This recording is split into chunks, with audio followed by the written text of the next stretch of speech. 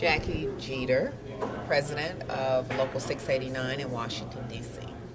And I'm David McClure, president business agent down in Baltimore.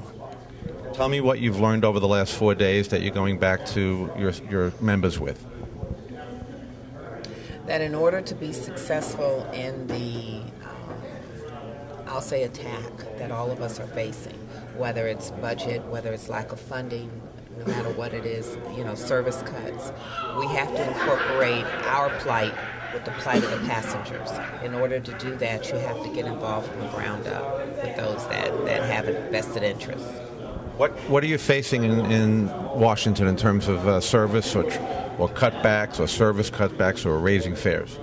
Well, right now, we're getting ready to go through our budget hearings, and we don't know whether or not there's going to be service cuts. We had them, they were looming on the horizon last year and the year before, so it's nothing that doesn't tell me that we're not going to have it again. Tell me what surprised you that you weren't expecting or that you're happy with that you heard here over the last 4 days.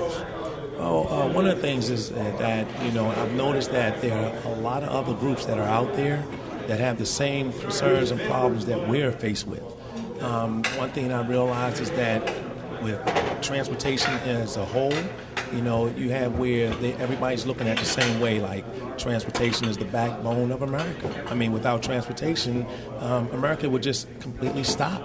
I mean, we're like the bloodline, the veins that's going through the cities, the towns, the states, So, and one of the biggest things is that, like I said, seeing that there are other groups like T4 and 10 and all those groups in transportation that are having the same problems that we're having.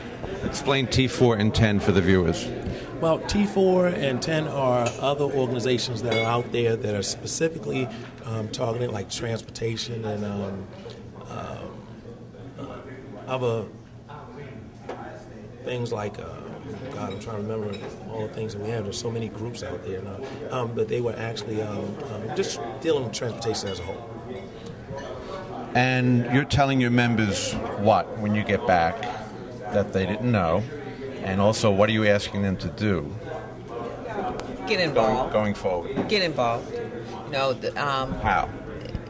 By getting involved with different organizations around our state that have the same interests that we do as far as making sure that we don't have the kind of service cuts that they're projecting, by making sure that we have the right money for transit. That's the only way that we're going to be able to get the dedicated funding or the funding that we're going to need for the transportation system. So it's getting, motivating your members, activating your members, making sure that they understand that we all have a vested interest in getting involved in this project. Do people in Baltimore think that they can do something about this or do something about getting more mass transit or avoiding cutbacks? Or avoiding a fare increase? Do your passengers feel that they have any power?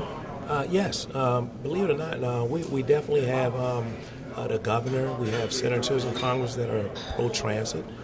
So we've been very fortunate now. We haven't had any layoffs or folks turned away as of yet. I mean, not to say that it can happen to us, but again, they're definitely pushing on transit in Baltimore. So we're very pleased to be in a position that we're in. And that's the reason why we're here is to support our other sisters and brothers in their endeavors.